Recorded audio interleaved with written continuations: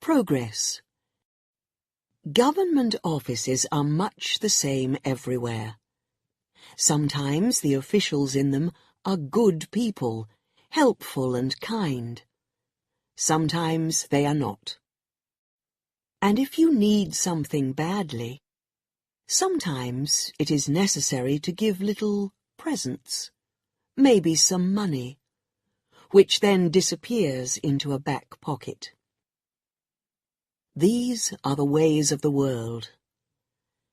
People have been giving and taking bribes forever.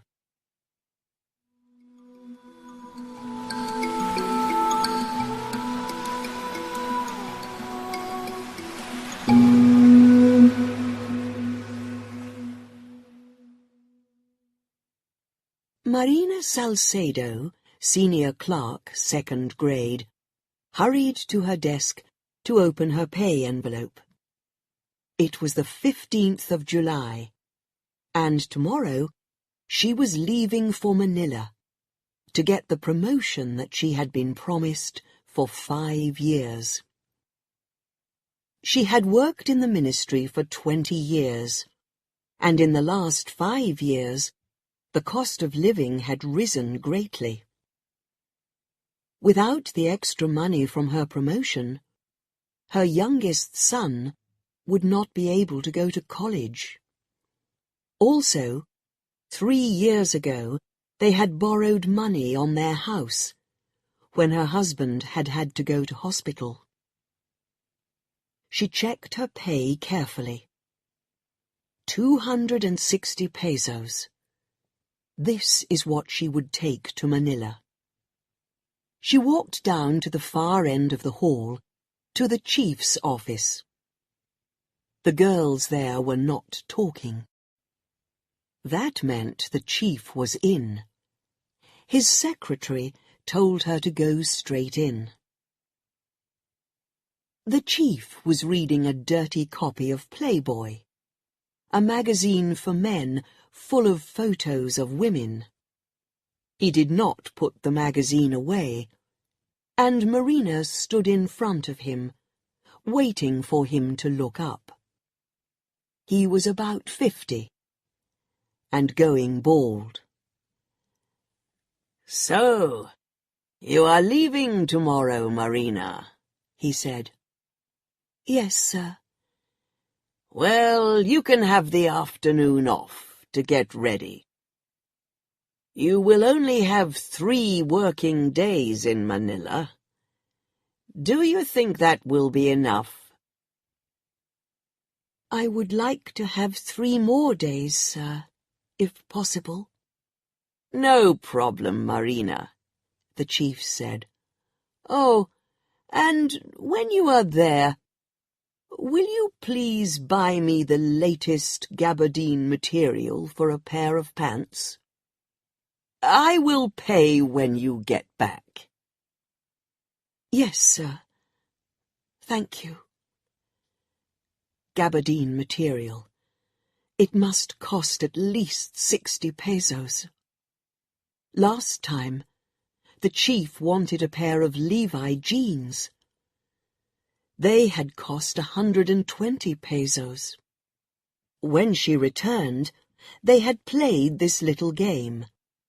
He saying he must pay, she refusing to take the money. After all, he was not a bad boss. 3 days off with pay, for example. And he did not try to touch her in the way he did with the other women clerks. The bus left at 6 in the morning, driving along the valley through the newly planted rice fields, the water shining in the early morning sun. The roads were good, with strong new bridges, making the journey to Manila only 10 hours. It used to take a full day. This was progress, the kind that people could see and enjoy. Marina knew there were problems in the mountain villages and other places. But in her province, things were calm. Her own life was not so bad. She and her husband had finally built a house. 3 children, one married and soon to leave for the United States, another soon to finish college, and the youngest nearly finished high school. But the cost of living had gone up. They had to cook on wood fires and could not afford to buy toilet paper. 5 years ago, she had asked for promotion. She had gone to Manila twice about it, and finally she had received a notice saying it would happen. The bus arrived in Manila as it was getting dark. Marina walked to the street where her second cousin lived. They had been college students together.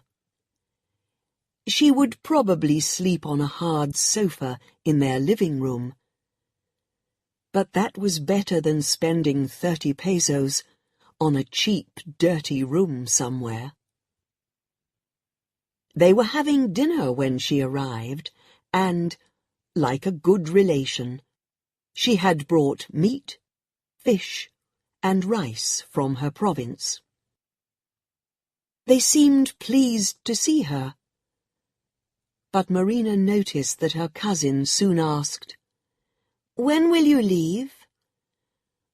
"I won't be here more than a week," she said, "and I won't eat here.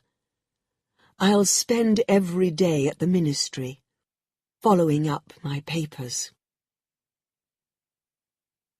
She was up at 6 the next day. Her cousin's children, aged 13 and 14, were getting ready for school. They had kept her awake playing rock music in the night. When she arrived at the ministry, she went straight to personnel. The people that she worked with years ago in that office had all left, and there was nobody she knew.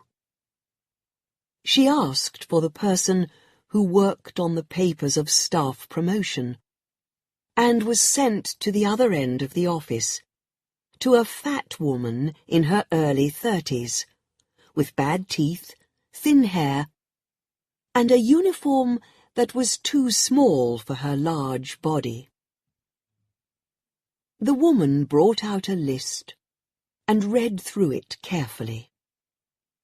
Then she moved some papers around on her desk and looked up with a fat little smile.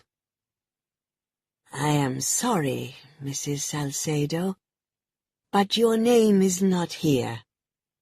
Maybe the forms got lost."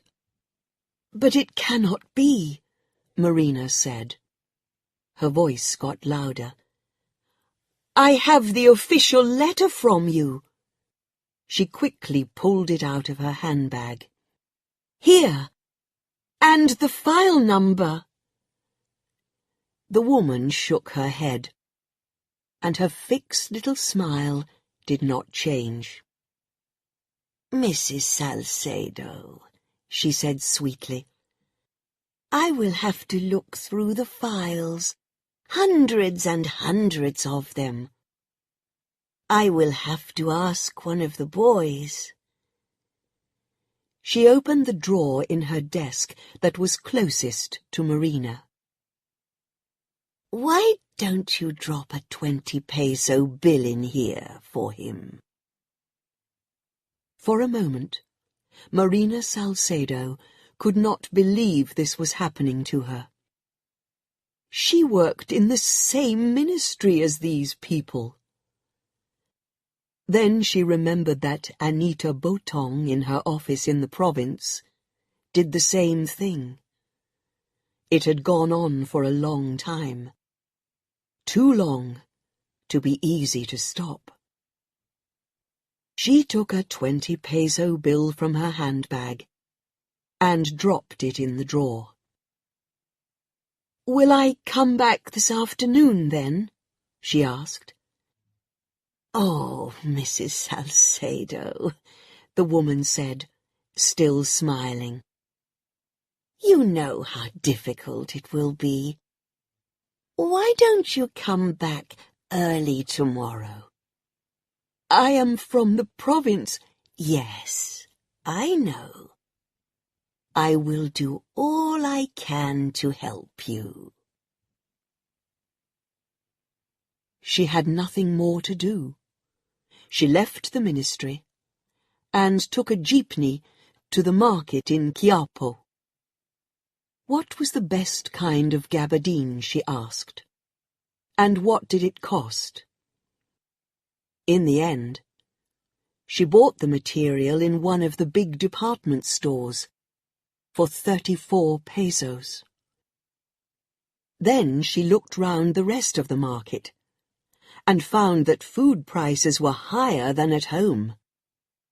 So, prices in the province were not so bad then. She spent 5 pesos on a bowl of noodles with chicken for lunch, then walked around the city. She had not been to Manila for some time, and it had changed a lot. In Makati, a very rich area, there were tall, glass-sided buildings, and the streets were clean. It was like America. She thought of her son, who would soon be in America. One day in the future, she and her husband hoped to join him there. But the future was here, in Makati, and if this was the future, was it necessary to leave the country? The next morning, back at the ministry, the fat woman had found her papers, but there was a new form to complete. Marina would have to fetch Form D22A from another office in the building, fill it in, and then take it to personnel, who would sign it and send it back to the first office. This office was on the 5th floor, and the lift was not working. The man in the Form D22A office was very sorry. "Oh, please come back tomorrow afternoon. We have no forms here at the moment. We have to get some more." Marina recognized the old game at once, and was annoyed. The top drawer in the man's desk was open, and Marina dropped a 5-peso bill into it. She must remember to carry 2-peso bills, she thought. "Please, I am really in a hurry," she said. "Do try and find one. There must be one lying around." The man closed his desk drawer with a smile, then went to an old filing cabinet behind his desk. It didn't take him a minute to find the form. The form had a lot of questions about dates of this and that, school and college, travel abroad. That made Marina laugh. How many government clerks have ever travelled abroad? She hadn't even travelled around her own country. Looking back over her past, she began to think about what she wanted from life. She had never wanted to climb to the top of the tree, to become a minister. Both she and her husband were happy enough with things as they were. After all these years, they had their own home, a piece of land, and they could sleep deeply at night, not worried by the kind of bad dreams that important ministers must have. She took her completed form to the chief in the office who was said to be an honest man. Now was the moment when she would find out if that was true. She waited and waited, and was at last called over to the glass-topped desk where Chief Bermudez was sitting. "Well, what is your problem?" "My promotion, sir," Marina said. "I've been waiting a long time for it." She put her papers on the desk in front of him. Chief Bermudez read them all carefully. "Well, Mrs. Salcedo, everything here seems all right. You know what to do next. After I sign the forms, you go to finance to find out if there are funds to pay you. If there are, the minister will sign the papers, and you will have your 100 pesos a month. And I think your pay rise should start at the beginning of this year, to give you those extra months. I will make sure that happens." He began to sign the papers. "I know you have worked for the ministry for a long time. Things happen too slowly sometimes. I should not tell you this, really. But we must be patient. We must push and push and push, but only gently." He smiled. "Good luck with finance." They were now alone in the room. "Is that all, sir?" said Marina. "Why? Is there something that I have forgotten?" In her surprise, Mrs. Salcedo forgot to thank him. At the door, she decided that Chief Bermudez was a good man. Perhaps she should buy him some gabardine material too. After all, he had added several extra months to her pay rise. After a quick lunch, just some bananas and a drink, she went to finance. The girls in the office were sitting talking, or reading newspapers, or doing nothing. The finance chief, she was told, was out, and would not be in until tomorrow. Marina left, and decided to go and see a movie. The next morning, she was back in finance before 8 o'clock. She noticed that the office had several pretty girls, and they seemed to do nothing.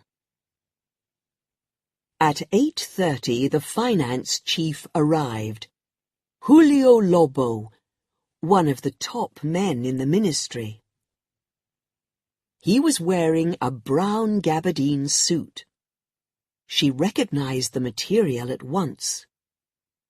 She went into his office. Chief Lobo was reading some files and adding up some figures on a calculator. He looked up at her. There were heavy bags under his eyes, and his thick lips smiled. "Yes?" Mrs. Salcedo explained her story, telling him she was from the province. "You can leave your papers here," he said, still smiling. "I am in a hurry.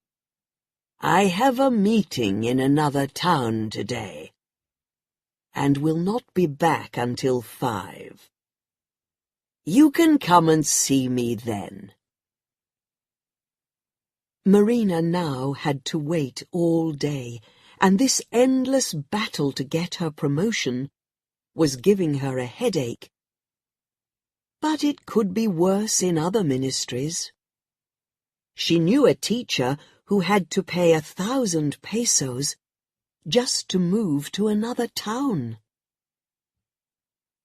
It was raining outside, so she decided to stay in the building and visit the education office, where she had friends. At 3 o'clock, she went back to wait outside Chief Lobo's office and tried to read a novel. But it did not hold her interest. The pretty girls in the office were all talking about the disco they were going to that evening. At 5, Chief Lobo arrived, and some of the girls went in and out with papers. When they had left, Marina went in. "Ah, Mrs. Salcedo, yes, your papers are still here. I will work on them tomorrow, Saturday. Did you know I work even on Saturday?" "No, sir." "Well, I do." He smiled, showing teeth yellow from cigarette smoke. He looked at his desk diary, then at her papers again.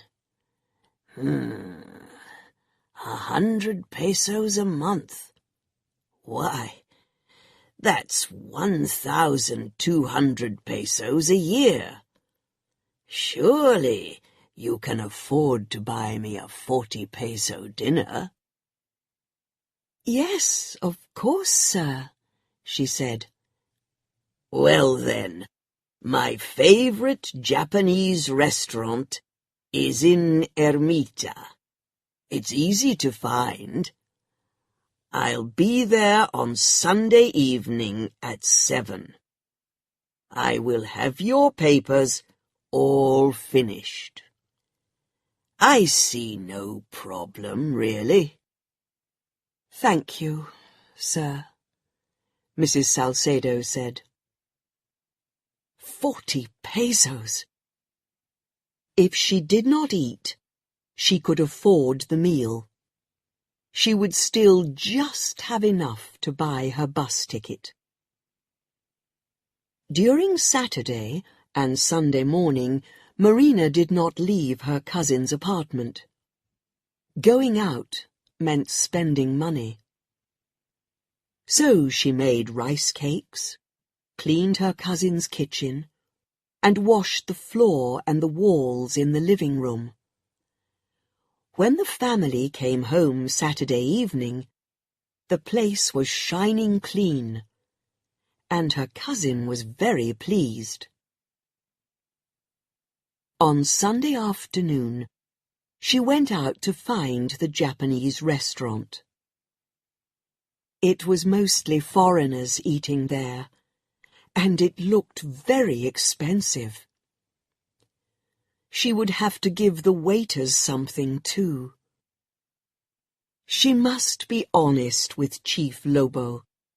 Tell him that she did not have the money, that she would give him a present later, when she had got her pay rise.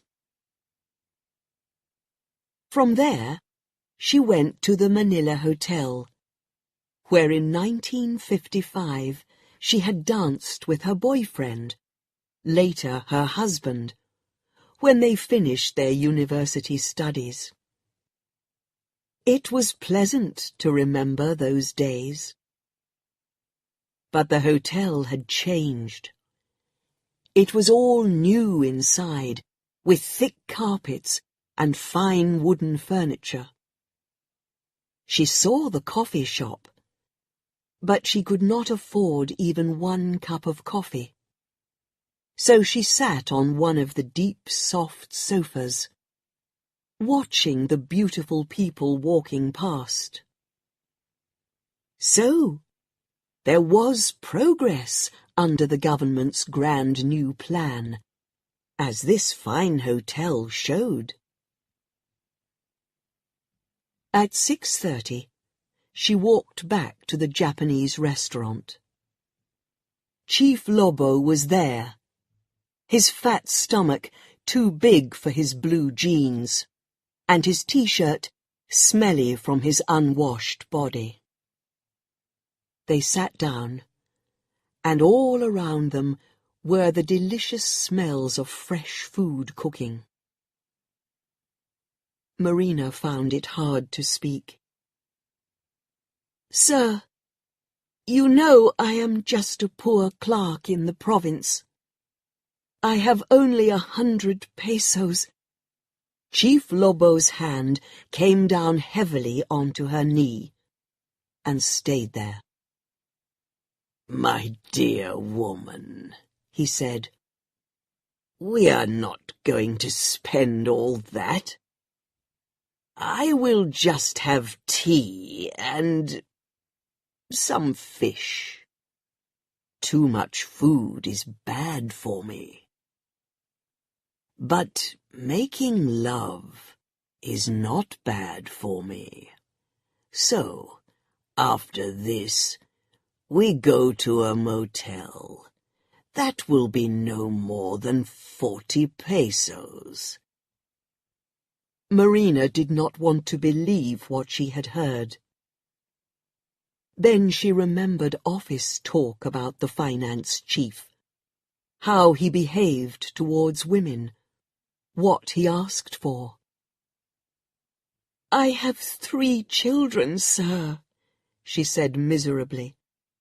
"My oldest is married. I have a grandson, the first." "That's wonderful," said Chief Lobo. "But you know, you don't look like a grandmother." He looked at her body hungrily, and Marina felt her face turning red. "You have a good body, very nice." "Surely, sir, with all those pretty girls in your office?" Chief Lobo laughed. "Ha! You noticed," he said. "But they are young. They need teaching. I don't want to be a teacher all the time. I enjoy beautiful older women, like you." His hand moved higher up her leg. "I am 45, said Marina. "But you don't look 35, he said. She followed him to his car outside in the street. Her mouth was dry with fear. She must be good to him. The future was in his hands. She tried again and again to talk him out of it, but he did not listen. Alone with him in the motel room at last, she begged him one more time. "Sir, please. I will give you half the money I get from my promotion. I promise." Chief Lobo looked at her in surprise. "Stupid girl," he said angrily. "It's not money I need." He began to take off his shoes. When she did not move, he shouted at her. "Take off your clothes!" "My poor husband, my poor children," Marina cried softly, as he began to touch her. She was back at the apartment at 9. She took a long shower, hating Chief Lobo, hating herself, hating the world. How would it be tomorrow when she saw him again? He had not even brought her papers, as he had promised. She did not sleep much that night. When morning came, she knew she must go on, finish the job. After that terrible evening, there was no battle that she could not fight. Nothing could stop her now. Chief Lobo's thick lips smiled at her when she came in. "We will go up to the minister's office now," he said, standing up and picking up her papers. The minister's office was very big, with a carpet, paintings on the walls, and tall green plants in the corners.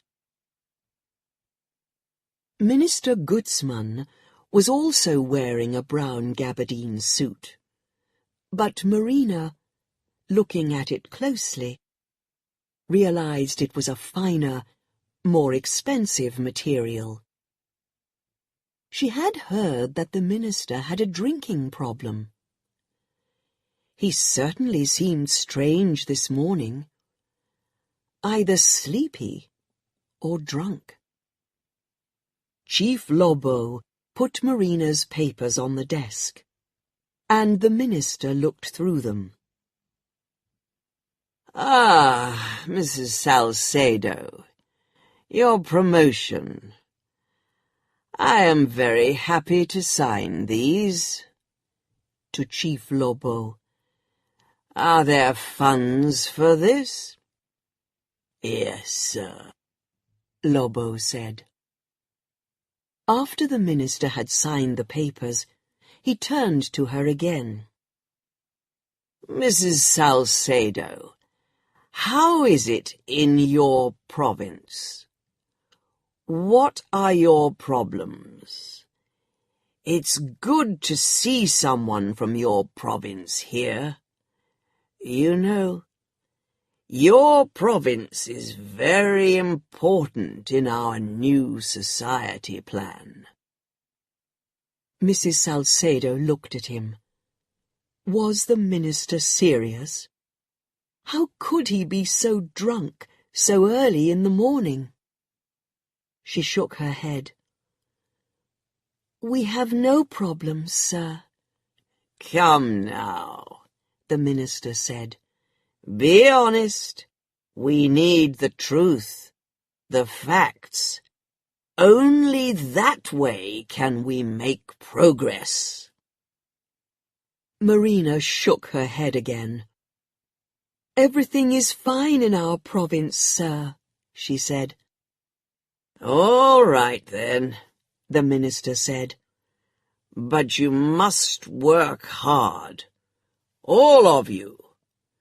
You must remember, we are building a new society, progress for the people, a country to be proud of." He seemed to be talking to everyone in the office. "Yes, sir," Marina said. "We must all work together. Progress. Promotions are wonderful, but we must work for them. Progress." After Marina had bought her bus ticket, she had 2 pesos left. She had made 3 meat sandwiches at her cousin's, and that would have to be enough until she got home. When the bus arrived in her town, it was past 6 and already dark. To save money, she decided to walk home from the bus station. She only had a handbag, a small bag of clothes, the gabardine material, and 2 apples. Away from the town centre, the road was unlit and rough. She and her family lived on the edge of the town, where they could grow vegetables and keep chickens. She had just turned a corner when a man jumped out of the shadows and grabbed her handbag. She held on to it as hard as she could, but the man pushed her, and she fell, hurting her face on the ground. He took the bag, and as he ran, She shouted after him. "There's no money in there! Just my papers! My papers!" But he was gone too fast and did not hear her. She stood up slowly, feeling weak and strange. She still had a long way to walk, and her legs did not want to move. It started to rain, but her umbrella was in the handbag that was stolen. She did not mind the rain. It was losing her papers that felt like a heavy stone lying on her heart. Without the papers, there would be no pay rise. She knew only too well that nothing could make Manila send copies of her papers. She would have to return to the capital, and the thought of that filled her heart with fear and misery. At last, she reached her house with the trees all around it. When she pushed the door open, her family were eating supper, and they ran from the table to greet her. They saw the dirt on her clothes, her pale face, her wet, untidy hair. To their questions, she gave no answers. And Marina Salcedo fell to her knees, the anger and misery coming from her in violent sobbing. No words of kindness, of love, no friendly touch could stop the river of her tears.